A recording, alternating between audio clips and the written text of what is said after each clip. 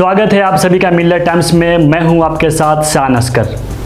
गुजरात के गोधरा में 32 वर्ष के कासिम अब्दुल्ला हयात की पुलिस कस्टडी में मौत हो गई।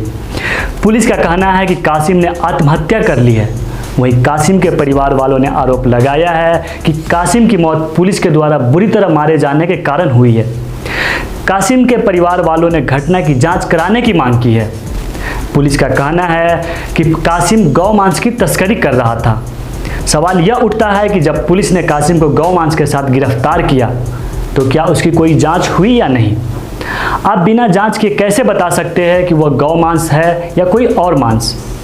कासिम ने अपने दोस्त से बताया कि पुलिस उन्हें बहुत टॉर्चर कर रही है, बहुत मार रही है। यहीं तक नहीं, पुलिस उन्हें कह रही थी कि गणेश विसर्जन हो जाने दो, उसके बाद तुम्हें उल्टा करके और मारेंगे।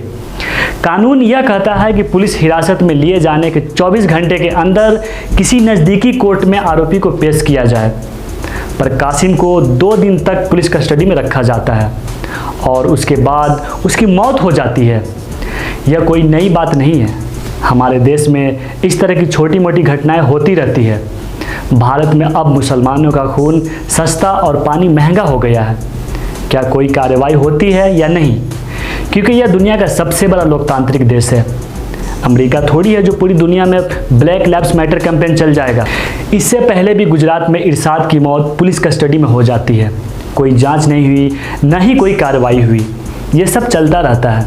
अभी कोरोना काल में पुलिस ने समीर को इसलिए बुरी तरह मारा क्योंकि उन्होंने मास्क नहीं पहन रखा था। उसके बाद वो कोमा में चला जाता है। आखिर पुलिस को इतनी पावर कहाँ से मिलती है कि वो किसी व्यक्ति की जान ले ले?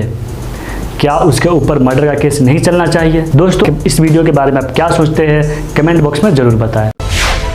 मिल्लत टाइम्स को आपकी ज़रूरत है, हमारी आप माली मदद करें।